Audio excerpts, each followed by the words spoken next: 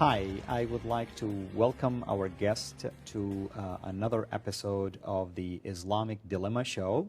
I'm your host, Al Fadi, and with me today, my special guest, Bill Warner. Bill, how are you? Delighted to be here. Today's episode will focus on the Quran again, and we will continue with our discussions regarding the importance of studying the Quran. And before we do that, I'd like to share with you from my own experience as a former Muslim that I have always viewed the Quran to be a perfect book that is the guidance for my life, that I had to follow it to the letter if I want to please the God of Islam, basically, and if I want to imitate the Prophet of Islam. And at the same time, I never ever thought that the Quran have any issues or contradictions or things that I need to be concerned about. Until, of course, I left Islam and I followed Christ, and at that point, through my search and through my analyses, and shall I say critical analyses, I discovered that the Quran actually is not a perfect book at all. And in fact, it has a lot of serious issues that demand Muslim people in particular to look into it, which is things that I was fortunate enough to cover in the book that we just released, The Quran Dilemma. Bill, you have been studying the Quran, as you have stated before. Mm-hmm. Now, why do you think the Quran is an important book to analyze, even for non-Muslims? Well, you've just mentioned part of it, which is in your own introduction in relation to the Quran. When you read the Quran, you are reading a document that most Muslims accept as being absolutely perfect, without error. But the other thing that you've stated, and I've learned this as well, and this is another reason for non-Muslims to know it, is that it turns out that a lot of Muslims I've talked with don't really know that much about the Quran. Now, what is ironic is that most non-Muslims think when you ask a Muslim, not only is the Quran perfect, but there's this weird thing that everybody presumes that every Muslim knows the Quran perfectly. True, because you're indoctrinated as a Muslim person. I mean, they teach you the Quran. In my case, at least, where I grew up in Saudi Arabia, they teach you everything about Islam, the Quran, and religion from a very young age. I remember daily, 5 days a week, every day, at least a couple of hours studying religion all the time. And we're not talking about comparative religion here. Right. You don't study like anything about Christianity and compare to Islam, or Judaism and compare to Islam, or anything else like the isms that you mentioned and compare to Islam. No, you study Islam, and everything else is obsolete, is not good. That's all you hear about, so you have to remember that and keep focusing on studying Islam. And of course, when it comes to the Quran, it is thought of to be the absolute word of God, and that's where the fear stems from, because every Muslim think like, I do not dare to question what God is saying. Yet really, in reality, when you look at what God is saying in this book, actually we as humans can say much better. Well, we can certainly say it with less contradiction and with better order so that it's logical. True. Now, what about the importance of studying the Quran, for instance, when it comes to Sharia law? Well, Sharia, which we will discuss later, is really based on two things. One is the Quran, Allah, and the other is the Sunnah, or the practice of Muhammad. So you have to, if you're going to understand Sharia at all, you have to understand one of its legs, one of the things it rests on. That is very true, and when we talk about Sharia, we'll share more information about that, that indeed it relies mainly on these two major sources, in addition to an additional source that we call it also the consensus of the Islamic scholars.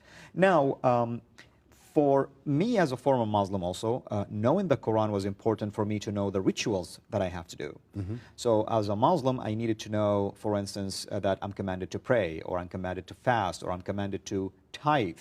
I'm also commanded to perform the pilgrimage, and a whole, other things too that as a Muslim I needed to know. And the source for that was the Quran first.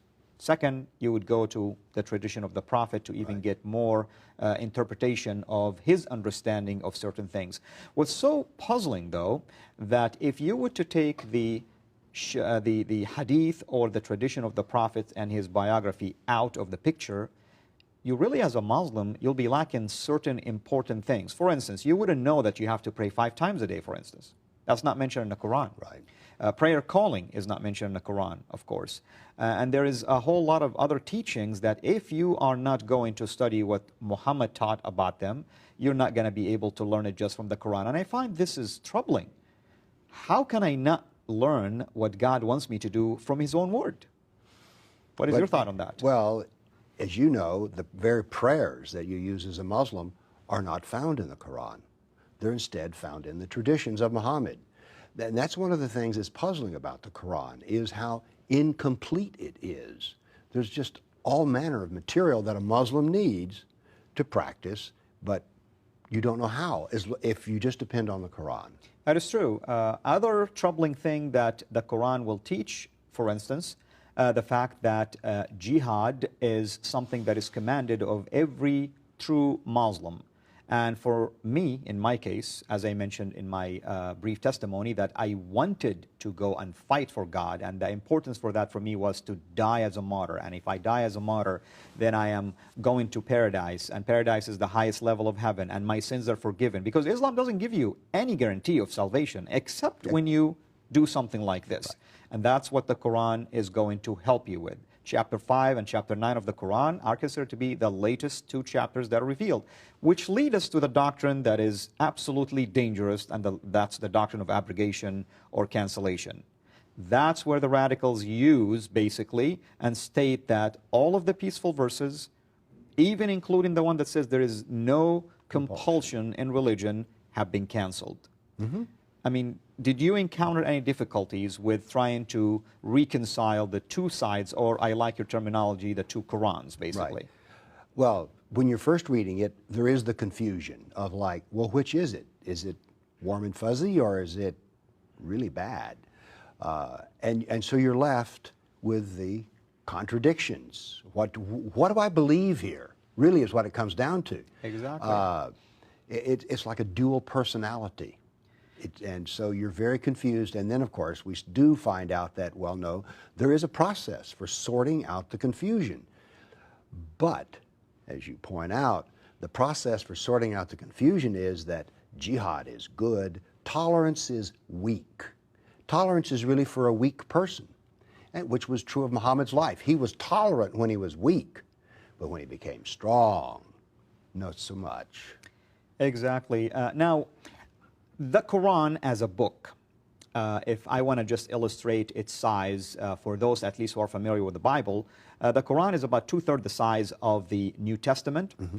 The current Quran, and I want to underline the word current Quran, because truly we do not know, of course, if this is the true Quran that was revealed by the Prophet of Islam. When we talk about how it was collected, we are going to share more details about why we believe that what we have in our hands today is really not the complete Quran that was revealed by the so-called Prophet of Islam. This Quran has 114 chapters, as you know, Bill, and the way it's organized, really, it's not chronological. Not at all. And that's even troubling, too. If you want to study something, you are going to struggle with finding out the entire history behind its revelation and how it fits together as a book. One of the things I tell people to understand the Quran, what I call the bookstore Quran, is that imagine you took your favorite mystery novel, cut off the spine, and then rearranged the story in terms of the length of the chapter, which is the way the bookstore Quran is done. And then I gave you my favorite mystery book and told you to read it. You'd try for a while and you'd go, this doesn't make any sense at all. The murder didn't happen till the next to the last chapter. This does not make any sense. So that's the way the Quran is. It's like the mystery book with the story removed because of the way the chapters are ordered. That is true. When it comes to the number of verses, for instance, there is a debate. Some will say it's 6200 or 6204, 6232, 6234, 6236. And you look and you say, well, how many verses do we have in the Quran? And these are mere human who are deciding the number of verses. Nevertheless, of course, the names of these chapters, at least from our studies, we know that Muhammad did not really label every single one of them. Some of them were known in his time. Yes, he did reference some of them, and we want to be fair about that. but not all the Quran was actually referenced in terms of its chapters and the organization of those chapters. In fact, the way the Quran is organized, it's almost similar to how the prophets in the Old Testament was organized, basically starting from the largest to the smallest. But even when you look at the Old Testament, the fact that it's organized that way, from the largest to the smallest, you can still tell just by looking at the introduction of each of these books, when the book was written, who wrote it, which king was living at that time, and you can still fit it together chronologically in an easy way. You know, there's something here that if you're familiar with the Old Testament, it tells wonderful stories. It's great storytelling. Another thing that's odd about the Quran is it's dreadful storytelling. A lot of times the beginning of the story, you're left with, what are we really talking about here? So there's another incompleteness here, which is Allah turns out to be not a very good storyteller. Well, you know, Bill, you're fortunate that I am a former Muslim, because if I would have heard you say this about the Quran when I wasn't, when I was still following Islam, then definitely I probably would have been upset. And this is the truth. You cannot really criticize this book at all. And everybody would want to tell you that it is a perfect book, preserved in heaven. And the question is, if it's preserved in heaven, then why did God not reveal the whole thing all at once? All at once. It would have saved all of us the trouble of trying to figure out which part fits where.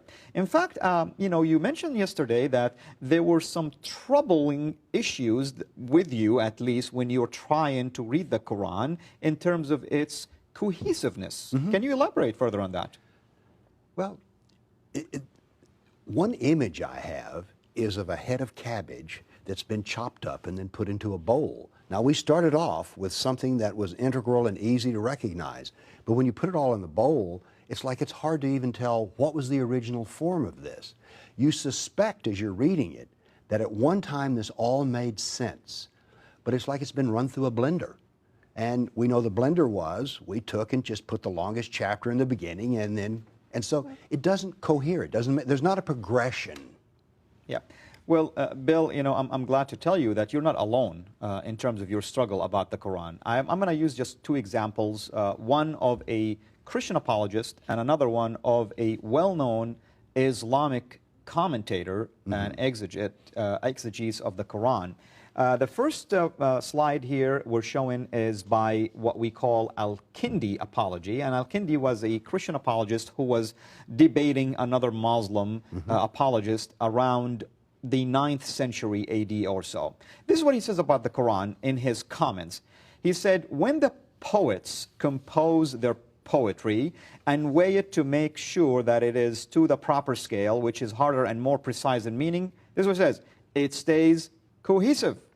He's talking about poems now. He's saying the poems are much better structured than the Quran. And they're choosing the pure, crystal clear, and completely Arabic words with good, consistent meaning and more perfect, adhering to the rules.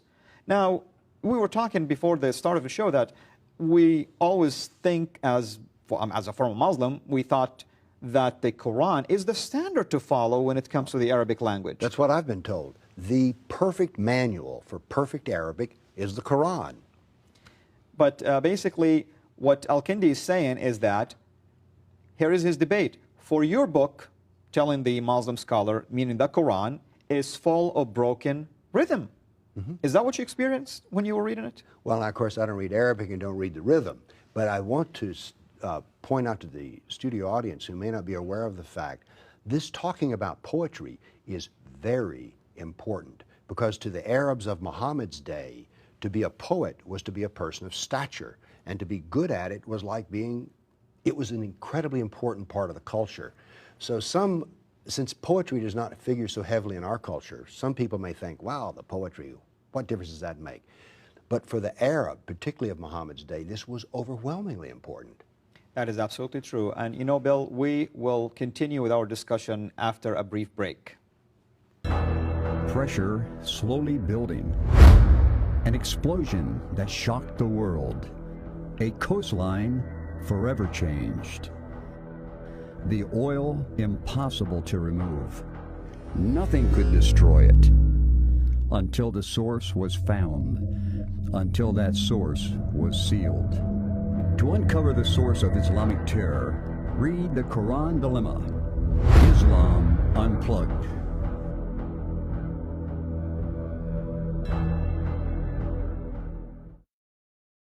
Hi, we welcome you back to our show, The Islamic Dilemma. Bill, we were discussing the Quran, basically, and we were saying that it's incoherent in its structure. In fact, we used an example of one of the Christian apologists, Al-Kindi, around the 9th century, where he himself also was complaining about the same thing that you have just observed right now in the 21st century. So obviously, the issue is still the same and hasn't changed. Now, at least someone say that you're using an example of a Christian who is, by the way, was an Arabic-speaking Christian. And you say, well, he's biased, he has an agenda, he hates Islam, you know, blah, blah, blah, and all these things. Well, that's fine. How about if we use an example from one well-known Islamic scholar, commentator of the Quran? That's basically one of his profession, basically, to study the Quran, to analyze the Quran, to interpret the Quran, and to write commentaries on it. His name is Al-Razi, Abu Bakr Al-Razi, and he's well known. He's like a household name. In fact, anytime you mention Al-Razi, most people at least recognize his name, even if they didn't know his work. This is what Al-Razi was saying, and we're going to show this slide also on the screen. He said, complaining, by the way, about the challenge of the Quran. Remember this? You know, in one of the previous episodes, we said that the Quran challenges people to come up with a surah, a chapter like it, meaning you can never come up with anything identical. So he was really aggravated by this challenge. And this is what he said. He said, if you want one like it in terms of better words, we can get you 1,000 like it. I mean, in other words, he's saying it is piece of cake. I can do it. I mean, it's doable. It's not a problem at all. Now, this is very powerful when you hear someone of his stature, basically, and his position, agreeing with the rest of us that this challenge is just a challenge that is worthless. That means nothing, basically. In fact, he even struggled with the fact that the Quran calls itself to be a miracle by itself. He didn't think that the Quran has such a power to claim itself to be a miracle, because that's basically what Muhammad always claimed. All along he says, my only miracle that I can offer you is the Quran. Whenever he's challenged to show a sign, a miracle, he would say, well, the Quran is my only miracle. Every verse is a miracle. Exactly, because the verse in Arabic means ayah, and ayah means sign, so every single verse in the Quran is a miracle. The only problem is this. Those verses were not numbered until almost the 19th century, so we don't even know which verses we're talking about here and how they were revealed. So even that's going to cause a problem. Now, here is what he was saying. He's saying that the Quran actually is a book that has repetitions. The Quran has a lot of lengthy stories that, in his view, is meaningless. And he also has a problem with the fact that the Quran borrows from a lot of outside sources that are not even divine. Enormously. Exactly. Now, I want to show also our viewers an example, a very simple example, as a matter of fact, of something that might relate to what we're talking about. This is a very small chapter in the Quran called the chapter of the abundance. The other name is Al-Kawthar, and we'll talk about the meaning of that word. It's chapter 108 of the Quran. It's 3 verses only. And we're going to see now these 3 verses. Actually, I was reading commentators on it yesterday, one of which called Al-Tabari, who is the closest to action. He lived around the 9th century AD, almost 200 to 300 years after the time of Muhammad. He invested over than 12 pages trying to explain the dilemmas found in these 3 verses. And I can assure you, he did not invest that much time because there is a miracle in this verse. No, because there is some contradictions and trouble in this particular chapter. This is what it says, and I think the viewer will see it on the screen. It says, surely we have given you the Kawthar. Now, the God of Islam is talking to Muhammad and saying, we have given you something called the Kawthar. Well, the commentators struggled with, what does this mean? What it means, they said, it could be a river in heaven. Now, Bill, do you know how heaven looks like? No. So why should I believe you when you tell me that there is a river in heaven and this is its name? And what is the significance of that for me as, let's say, a Muslim person? How is this going to impact me as a Muslim person that God gave Muhammad a river in heaven? Do you have any comments on this? No, but I have noticed one thing. Frequently, we can see the origin of the Quran and its desertness in that heaven is frequently portrayed as a very physical place and water is there. And you can tell that the image is, so the image here is intended to be poetic to the desert Arab, which is this is a cool, serene place. But we don't know anything about it at all. I'm just filling in here. Yes, because to me, if God wants me to learn something, an application, a practical thing that will help me in the here and now, I must know of something that I can relate to. It's almost, let's say, like God will say, well, you're going to be punished by a creature in hell. Well, what does that mean? I don't know what this creature is. I'm not intimidated because I don't even know the size of this creature or the look of this creature. But when God begins to talk to me in a language that I can relate to, then I would begin to think even in a better way. So one of the meanings was a river in heaven. Another meaning, it's a lake in heaven. A third meaning, it could be that God blessed Muhammad abundantly. Or it could be that this word meant that it is the gift of prophecy or the gift of Islam.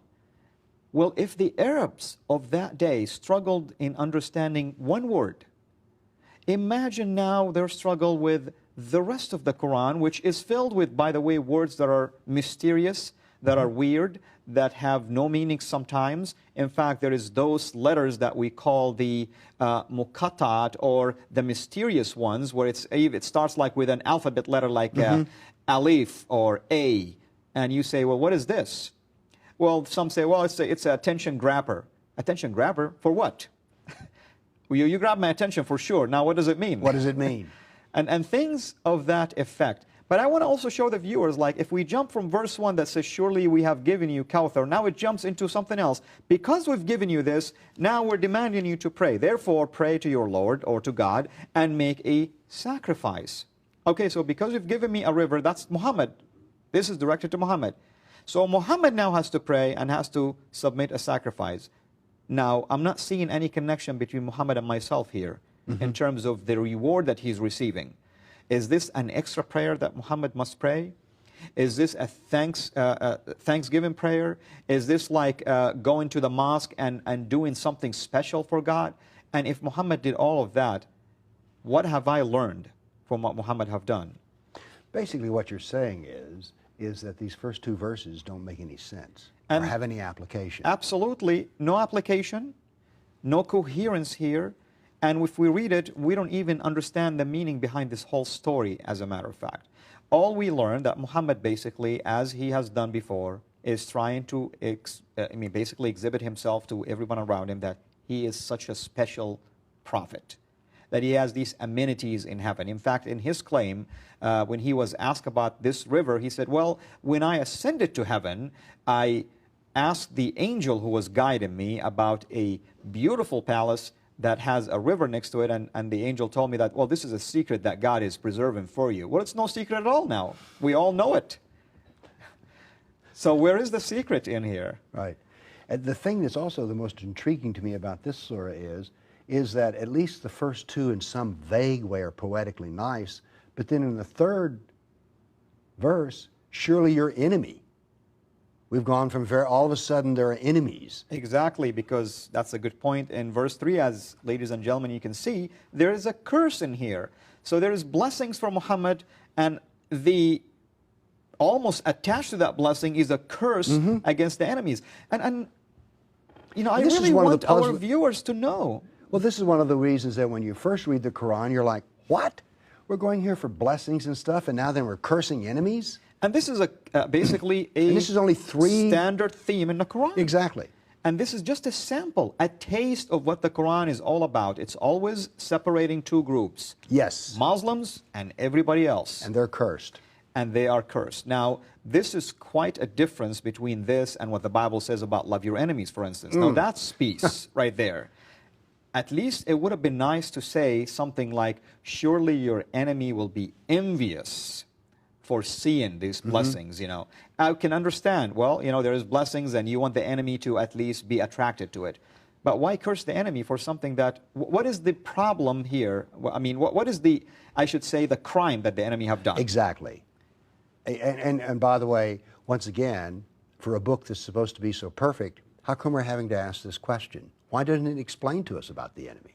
And as I mentioned, you know, I want my viewers, especially those who can read Arabic, which is unfortunately, you know, not a whole lot of people will understand what the Arabic is saying, nevertheless even speak the language. You will see that only one commentator alone, Al-Tabari, invested pages on trying to explain such simple, small, 3-verse chapter that you would expect to at least grasp just by hearing it. And even people who heard it struggled with it, because there is so many people that ask Muhammad about this particular name, Al-Kawthar. The other thing is that as a mathematician, we can do a long derivation that takes a lot of work, but we wind up with an answer. For all of this work this scholar did, he never came up with the answer. That is exactly true. He left you with a menu.